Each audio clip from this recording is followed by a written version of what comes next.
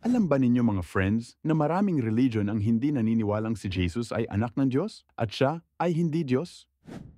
Bagamat hindi siya kinikilalang Diyos, ay tanggap naman nilang isang mahalagang personalidad si Jesus. Narito ang buod ng mga pangunahing relihiyon na hindi nagtuturo na si Jesus ay Diyos.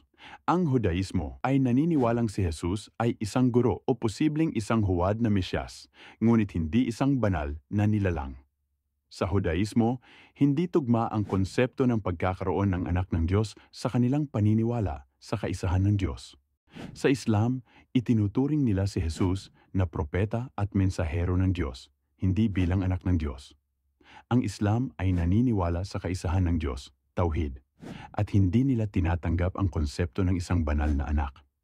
Sila'y naniniwala sa mga himala at virgin birth ni Jesus, ngunit hindi sa kanyang pagka-Diyos. Ito naman ang paniniwala ng Hinduismo. Ang Hinduismo ay isang relihiyong may maraming pananaw. May ilang Hindu na maaaring kilalanin si Jesus bilang isang dakilang guro o kaya'y isang avatar, inkarnasyon ng isang Diyos, ngunit hindi bilang anak ng Diyos sa Kristiyanong diwa. Ang iba naman ay maaaring hindi siya ituring na mahalaga sa kanilang relihiyon. Ang Budismo naman ay walang konsepto ng tagapaglikha o banal na anak. Si Jesus ay maaaring ituring na isang naliwanagang guro o bodhisattva, isang nilalang na naglalayon ng kaliwanagan ng ilang Budista, ngunit hindi bilang isang banal na figura. Samantala, itinuturo naman ng Sikhismo ang paniniwala sa iisang Diyos, ngunit hindi kinikilala si Jesus bilang anak ng Diyos. Si Jesus ay maaaring igalang bilang isang banal o espiritual na leader, ngunit naniniwala ang mga Sikh sa kaisahan ng Diyos na walang banal na anak. Ang Unitarianismo ay isang denominasyong Kristiyano na hindi naniniwala sa tradisyonal na paniniwala sa Trinity. Naniniwala sila sa Diyos bilang iisang nilalang at hindi itinuturing si Jesus bilang Diyos, kundi bilang isang propeta o guro ng moralidad. Mga saksi ni Jehova. Naniniwala ang mga saksi ni Jehova na si Jesus ay anak ng Diyos, ngunit hindi sila naniniwala sa konsepto ng Trinity. Para sa kanila, si Jesus ay isang hiwalay na nilalang na nilikha ng Diyos, Jehova, at hindi pantay o ko-eternal sa Diyos gaya ng tradisyonal na paniniwala ng mga Kristiyano. Mormonismo, simbahan ni Hesukristo ng mga banal sa mga huling araw.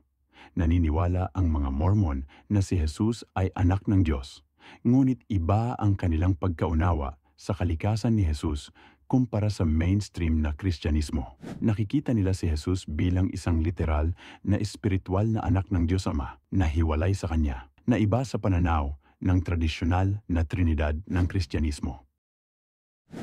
Ateismo, agnostisismo. Ang mga ateista ay hindi naniniwala sa Diyos, kaya hindi sila naniniwala na si Jesus ay anak ng Diyos.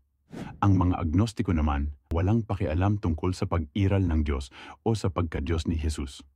May iba't ibang pananaw at paniniwala tungkol kay Hesukristo base sa lahat ng nabanggit, kaya't nagiging masalimuot ang usapin na ito at marami pa ring mga katanungan ang nananatiling walang sagot sa mahabang panahon. Sa huli, ito'y isang bagay ng pananampalataya.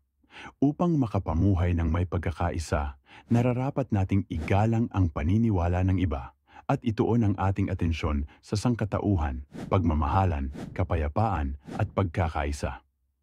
Ang ating mga pagkakaiba sa pananampalataya ay hindi dapat magdulot ng hidwaan, kundi dapat isantabi para sa kapakanan ng pagkakaunawaan at mapayapang pagsasama.